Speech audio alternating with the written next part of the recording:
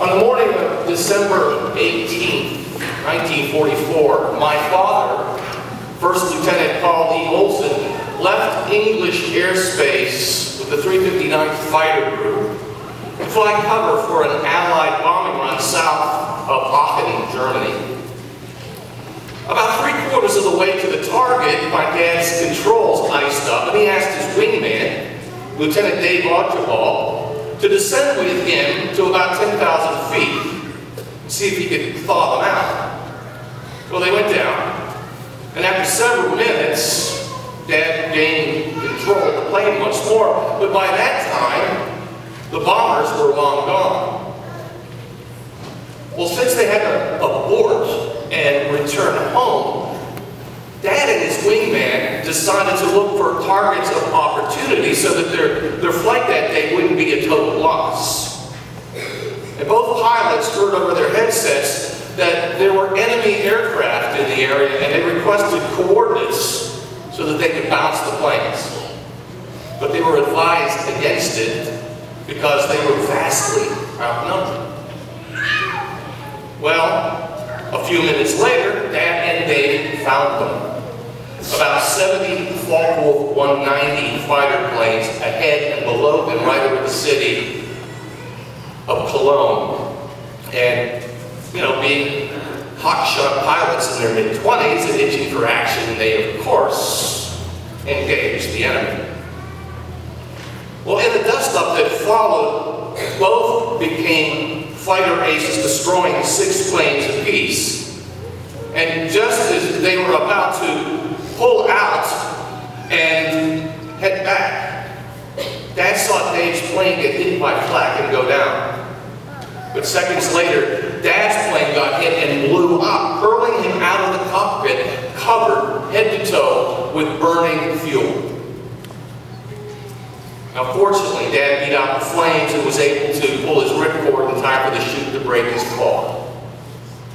Unfortunately, he managed to land smack in the middle of the anti-aircraft emplacement that shot him down, and was immediately taken prisoner. And they picked up a critically injured Dave on the way to the prison camp hospital. Now, over the next 4 months, as the German lines kept shrinking, my father was forced to march in the dead of winter to different camps. Because food was in short supply, one commandant decided to solve the problem by packing the prisoners into boxcars for the ride to the next plant or camp. The train was a supply train, and the cars were marked as such. See, the commandant knew that they would probably be strafed by Allied fighters, and this seemed a convenient way to decrease the number of hungry mouths. Well, the train was strafed, but somehow my dad survived, though many didn't. When General George Patton rolled up in his tank to liberate the camp in mid-April of 1945, my dad, who weighed 170 pounds on the day he was captured, tipped the scales at 87. And it was a long, long way back for him. He suffered chronic physical and emotional pain for years. Well, let's fast forward 20 years.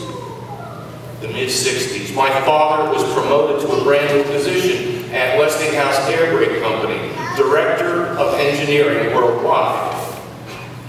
Since the company at that time was headquartered in Hanover, West Germany, we had to move there for a year. And right after we got here, they held a reception for us so that, you know, everybody could get to know one another better. There was a particular moment during that reception that I remember as vividly as if it happened yesterday. One of the execs walked up to my dad and announced that he had been a fighter pilot for the Luftwaffe during the war. Well, Dad replied, me too, I was a fighter pilot too. Then this man, Brownsville, who had had just a little too much Zinfandel, said, "I know. Gunther has told me everything, including the prison camps." Now suddenly, as I was watching, this man's whole demeanor changed, and he burst into tears, saying, much louder than he intended, I'm sure, "Oh, how you must hate us." I'll never forget my dad's response. He put his hand on the man's shoulder and said, "Walter, back then, we both had a dirty job to do. Now, our job is to work together. The time for hate is long past." How often must I forgive? As many as 7 times? When Peter asked Jesus that question, he probably thought he was being quite generous in suggesting 7 times as a possible answer. Maybe he even expected a big old pat on the back for showing Jesus that he got it, like grasping that God expected us to go a little bit further, forgiving more than just once or twice. But I would have loved to have been there to see the look on Peter's face as he heard Jesus' reply. I mean, it must have been a very portrait of shock. 77 times? 77? See, Jesus was telling him that he needed to forgive as often as he was wronged. In effect, he needed to forgive always. I bet Peter's head was about to explode in some fine pink mist. But think about this. My father, and countless others who went through similar circumstances, especially in the hell on earth that is warfare, didn't just forgive 7 times, didn't just forgive 77 times. It was more like 77 million times, since that was the approximate population of Germany at the end of World War II. And even though many of the Germans were either not involved in the war or were victims themselves, the wounded human mind tends to lump them all together in a feeding frenzy of guilt by association. It's only human. But you see, if my dad had not made the conscious decision to forgive, his heart would have still been behind the barbed wire of that last prison camp. His soul would have taken on the mass of blistered, festering burns that were his skin. And him, evil itself, would have claimed one more casualty. You see, folks, forgiveness, being one of the direct descendants of divine love, doesn't deny anger, but faces it head on. That brings me to another story, one that's a little closer to home to all of us. On the morning of September 11th, 2001, Mohammed Atta, Marwan al-Shahidi, Hani Hamjour, and Ziad Jarrah, along with 15 other men, took control of 4 airborne passenger planes loaded with civilians and crew. Their mission was not to destroy a munitions factory south of Aachen, or a ball bearing plant outside of Dusseldorf.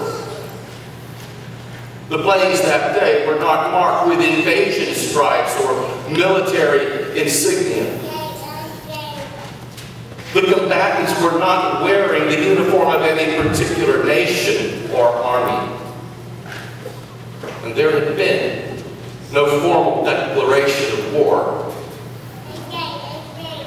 Their mission exactly 10 years ago to this day was to use these planes as high-speed bombs, targeting 4 iconic national landmarks in order to sustain the highest possible body count of innocent men, women, and children. This strike was not ordered by a recognized head of state from a national capital as a fevered, chauvinistic redress of past defeats, but by a trust fund brat peddling delusions of past grandeur as a perceived redress of the present's pains. But you know something? That really doesn't matter, because evil and its attendant atrocities take on many different faces and forms. For the last decade, we have nursed the jarring pain of a critically wounded national psyche. And even though most of the Islamic world are either not involved in any way in these atrocities or are victims themselves, the human mind tends to lump them all together in a feeding frenzy of guilt by association.